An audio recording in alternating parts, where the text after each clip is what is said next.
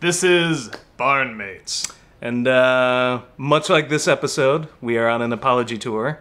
Yeah, so we can... I'd like to apologize to everybody on the planet who I've offended. Maybe some people in space. I know there's some people in the International Space Station. Would be best, yeah. Especially the people from New York. New York. Just say NY. That city. Yeah. Not Jersey. Actually, I'm okay with Jersey. I root for the underdog, so they're good people. Unless the next episode changes our mind on that, which is unlikely.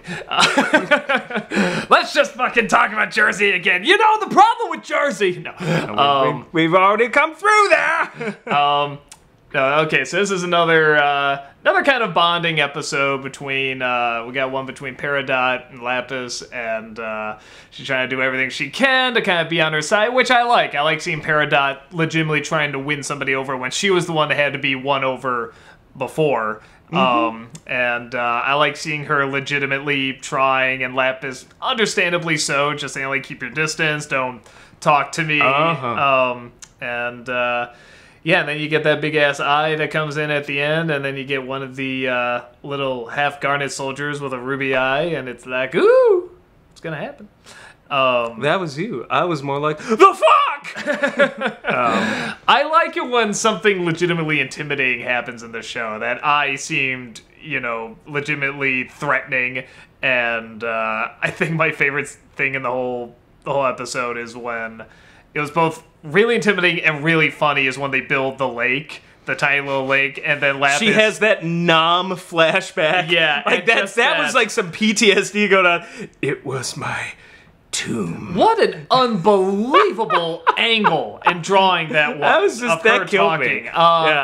It's like, I mean, I both felt bad for her, but at the same time I was laughing because it was so over the top. Well, no, it is funny. It's very, very funny. It was like Principal Skinner, like, flashing back to his days, you know, back in Nom.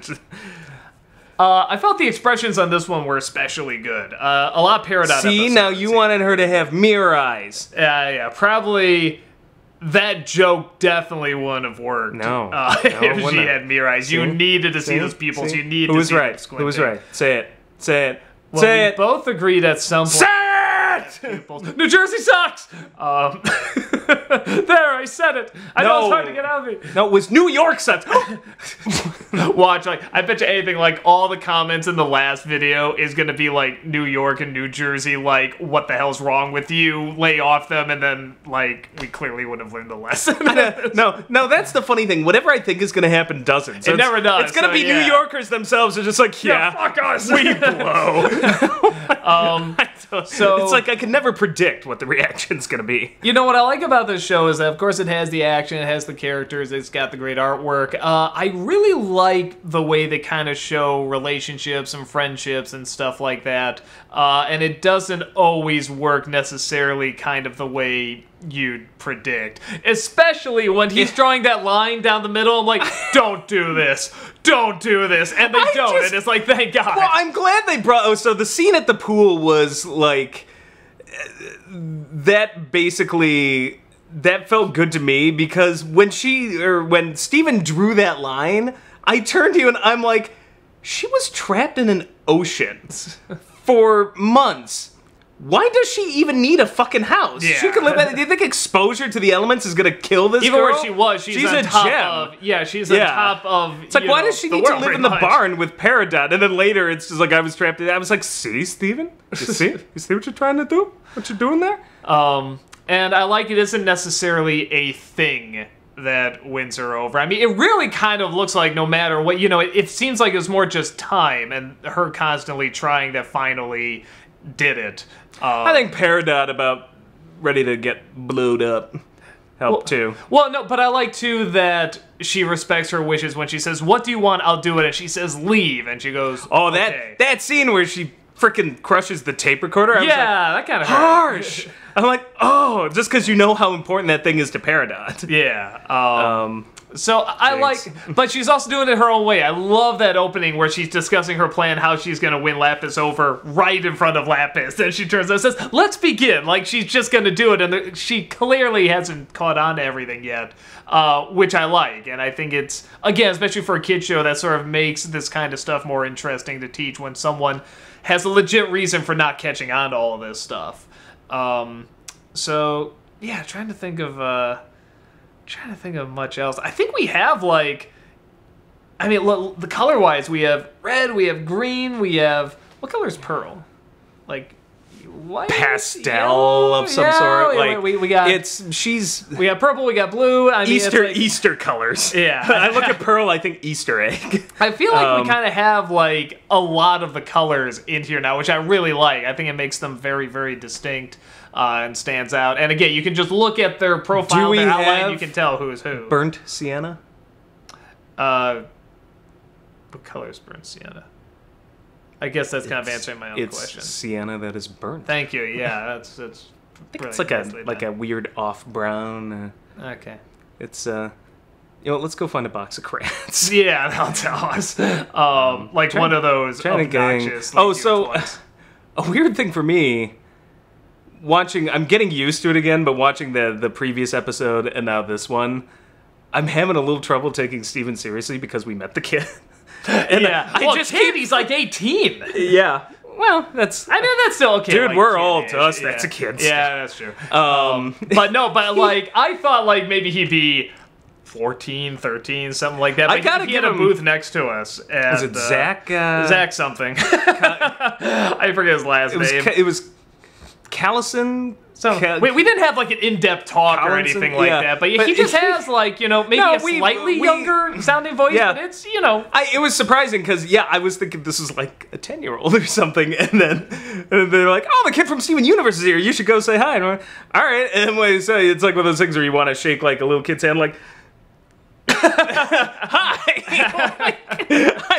We were kind of shocked, but he was very friendly. I'm pretty sure he had no clue who we were, but he did that nice thing where he's like, "Oh, it's great always to meet a fan. Like we recognize the support we can have. You know, that's always the most helpful." I'm like, I know this shtick. I mean, it's fine. This is the same shtick we I do. give. We do the same thing when I mean, somebody shakes our hand and we don't know like who they are necessarily. Yeah. But I mean, like he was really nice. But when you're in a con situation like that, you're always friendly with the other people in the green room and stuff you meet. Well, I think people forget just how many people you meet at these cons. Oh God, I mean, you just run into all these people, and it's like some you know, some you don't. I feel bad when fans or other people who were working at the con come up like the next year.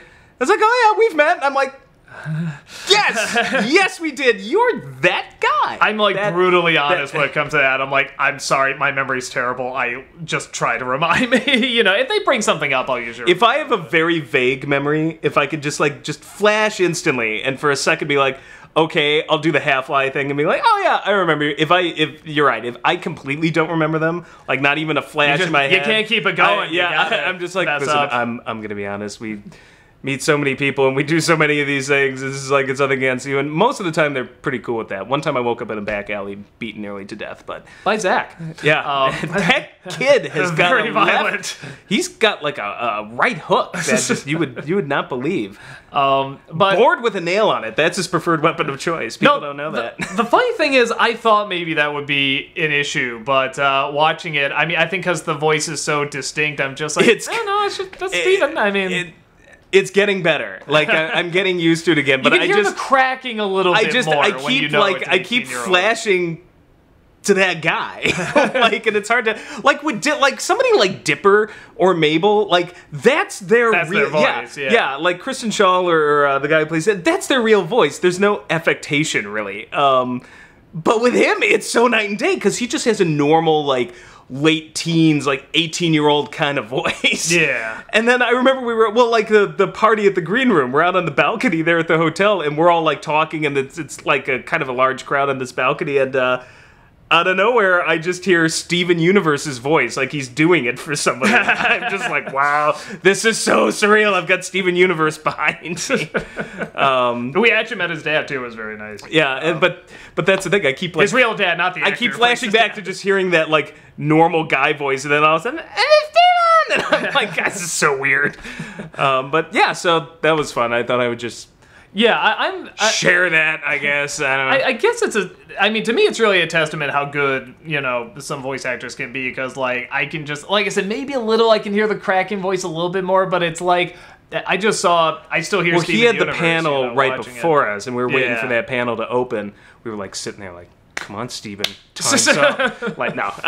We were just waiting for his panel to end, and he did the voice there, like, up at the table, like, for people. I like Doug and I are just like sitting here watching this in our jaws when he just unleashes that little kid voice out, and we're just dong. Like, we were just like, wow. No, I remember because we were kind of saying, like, this is him, right? Like, yeah, we didn't believe it. We barely believed it at first. I was like, maybe this is someone else on the show? Like, maybe, and then we're just, like, if he wasn't so young, I would have been like, well, maybe that's Steven Universe's dad. Obviously, that wouldn't work, but if he were, like, 15 years older, I would have been like, yeah, maybe there's some little kid wondering. But no, he did it. It's an incredible talent. I can't, like, affecting a voice like that. Well, we can make our voices pretty high, but it's obviously a fake voice. Like, he can kind of, like, you can tell it's a voice, but it's still, he sounds like a legit little kid. So, and he's a good actor. But yeah, trying to think of anything else with this episode. I'm really curious where it's gonna go now with that little half-hearted, little Ruby coming out. What they're gonna do with that. So, yeah, that's about it. We will see you in the next one. Later. Yeah.